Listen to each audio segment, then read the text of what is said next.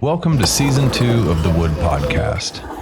This is a lo-fi skateboard podcast where we talk about where we're from, our beginnings, our boards, our back problems, and our homies.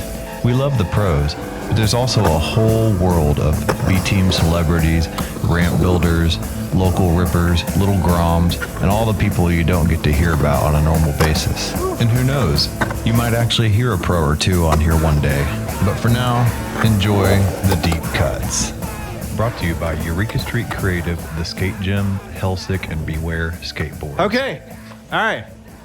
Hey, everybody. Welcome to another edition of the Wood Podcast. I'm John Miller, and this podcast is all about the B team, the non-celebrities, the non-pros, and the people with back problems sitting on the deck telling the stories. But in this case, we do have a pro with us today. He still has back problems. Yeah, okay, fair enough. Yeah, and I have the sponsors of this show, Hellsick and Beware Skateboards, right here, Pat and Brian. I know you guys have heard me mention this at the beginning of every single show. Actually, episode 1 was Pat. So the very Genesis episode. We're now into 2 seasons, pretty deep in the second season.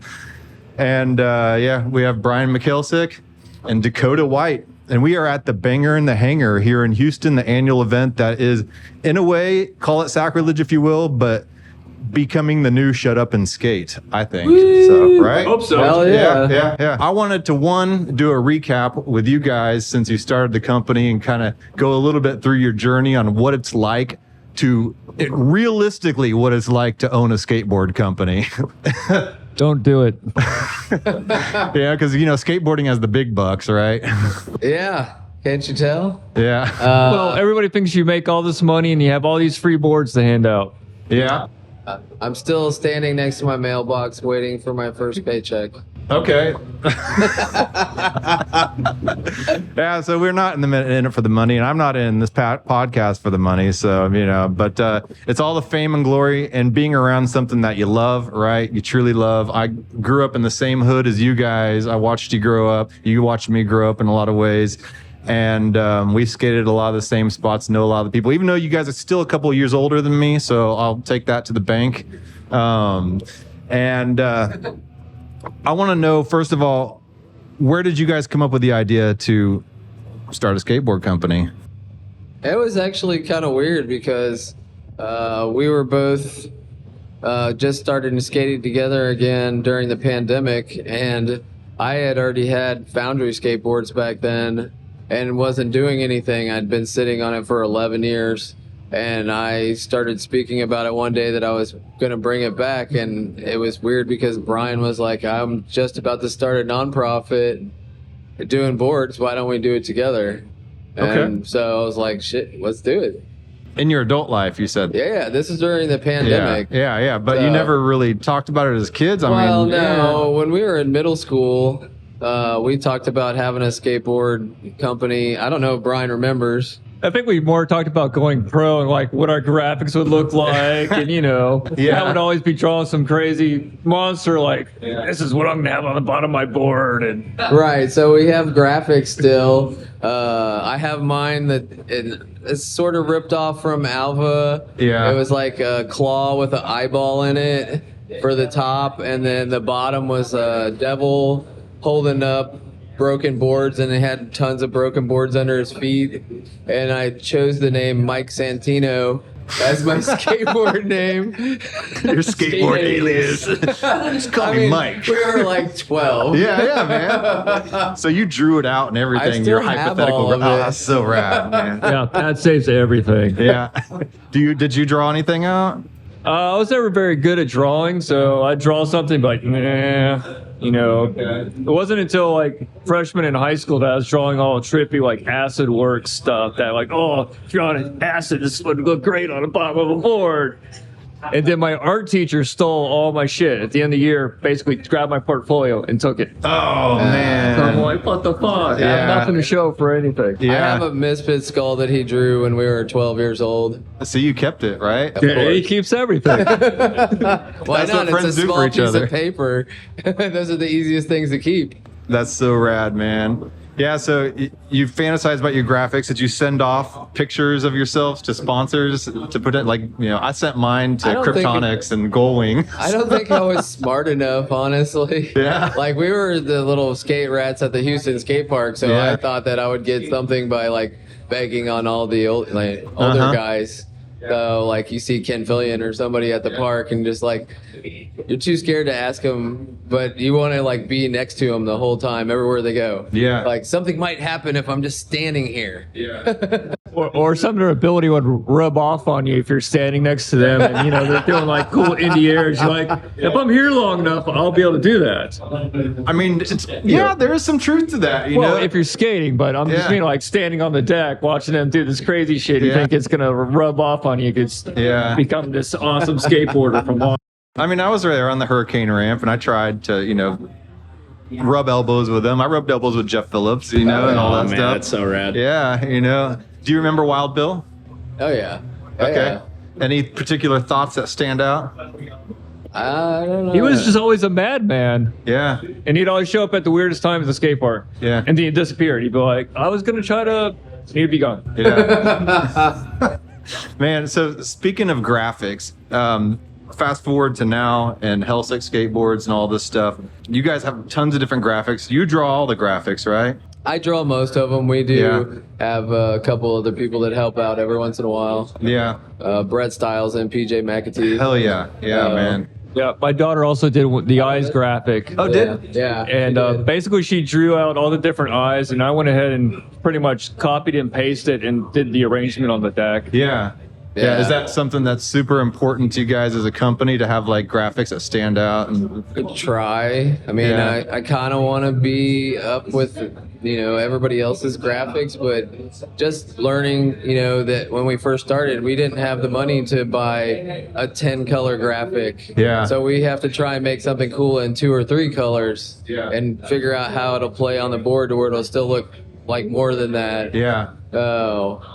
We also want graphics that mean something, Sure. especially with the latest graphic that, they collaborated on what to do it on. And so it really has some meaning to Dakota. Yeah. And that's why I want to bring in Dakota into this conversation because he just became pro yesterday and got his own signature pro model on a Hellsick skateboard. You want to show that deck here real quick? Of course.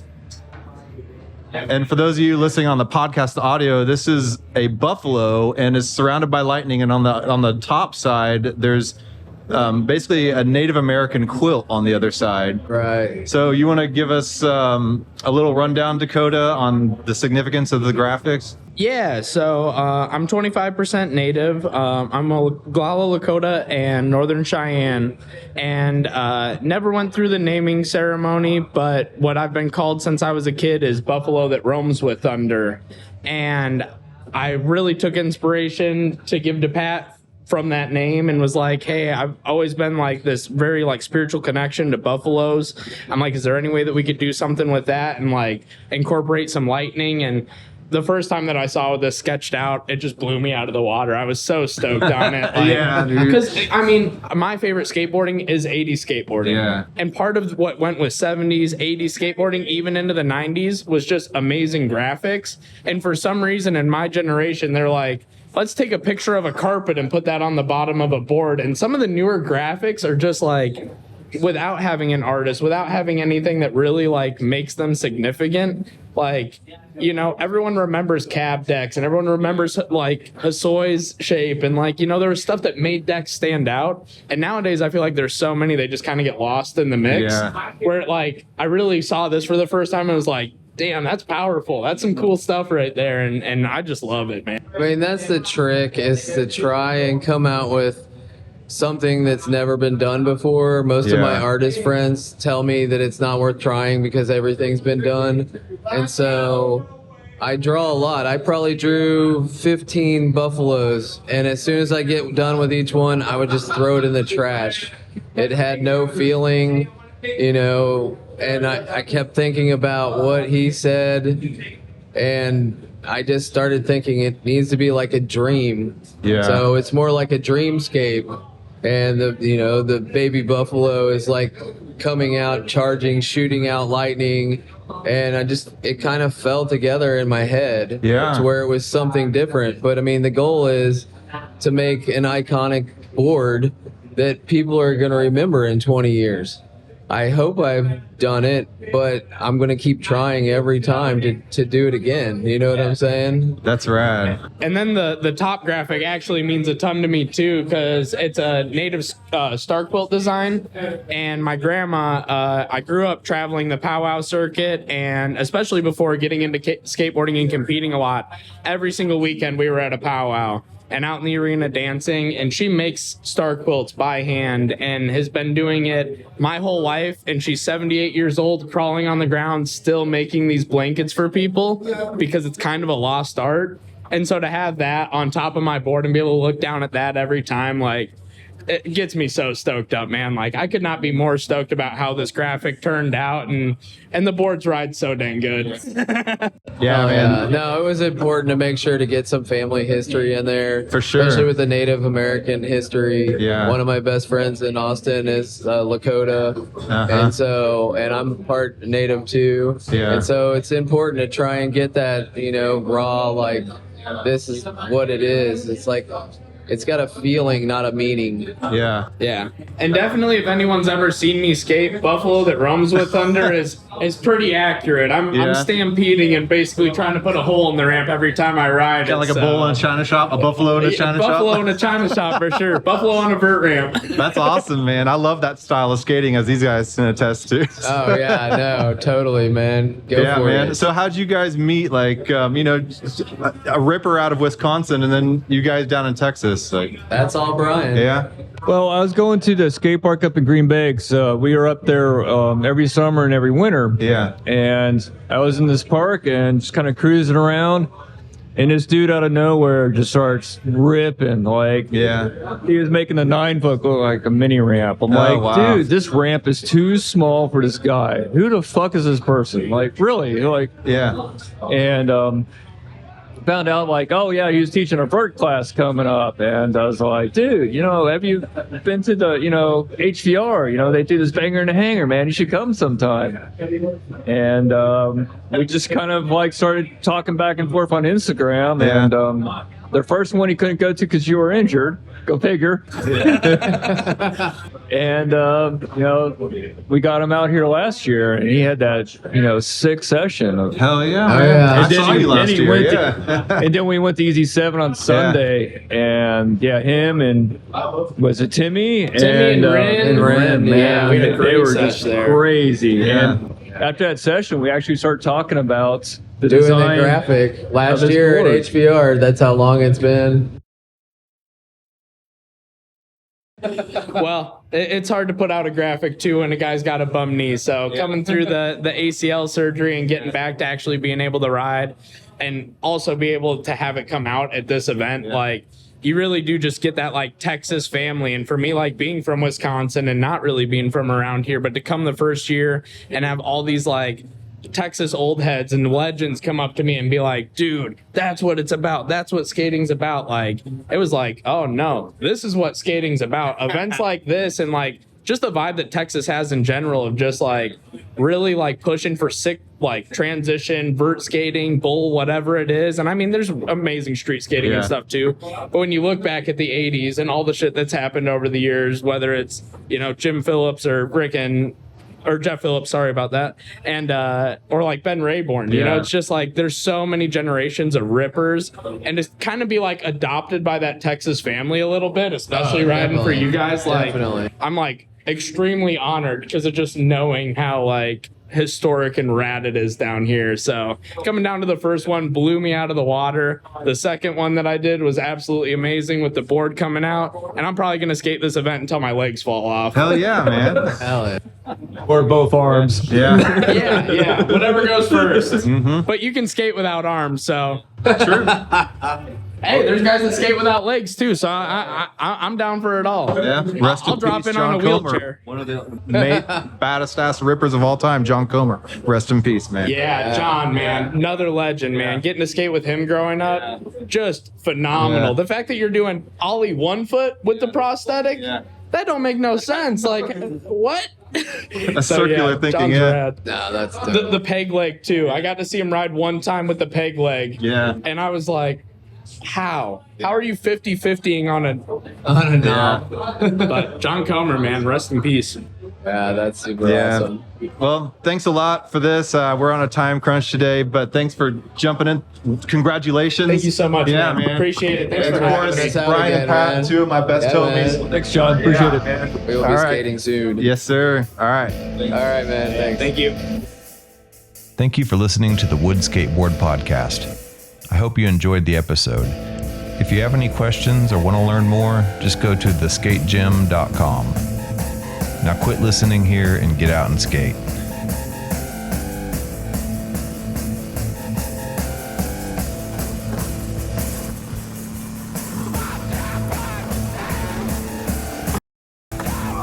Brought to you by Eureka Street Creative, The Skate Gym, Hellsick, and Beware Skateboard. That was a lot of noises.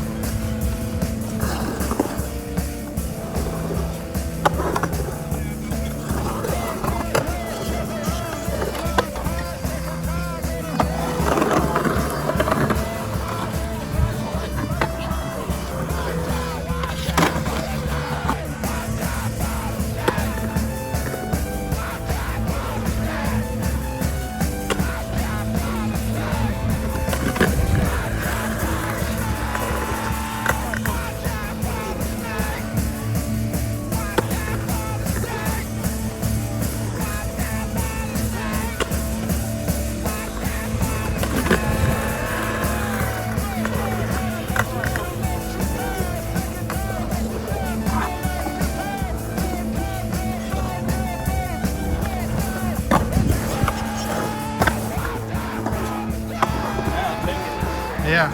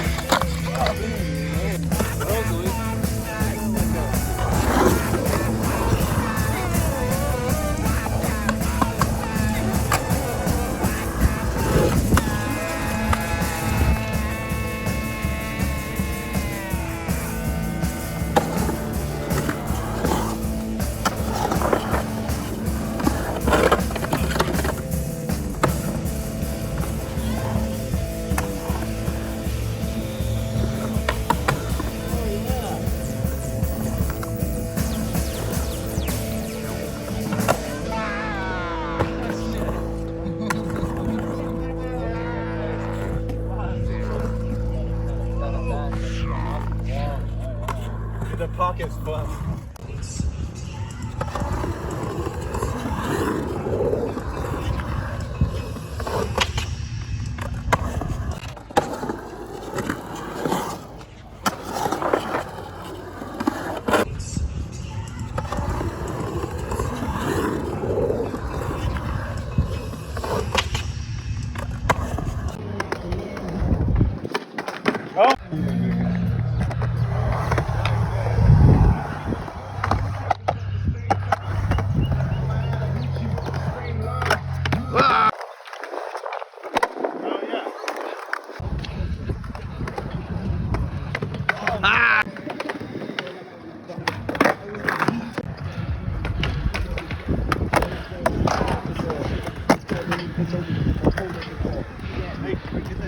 Get the G-turn.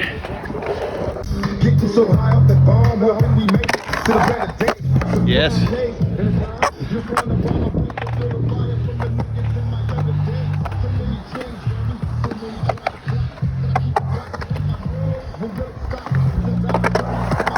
Nice.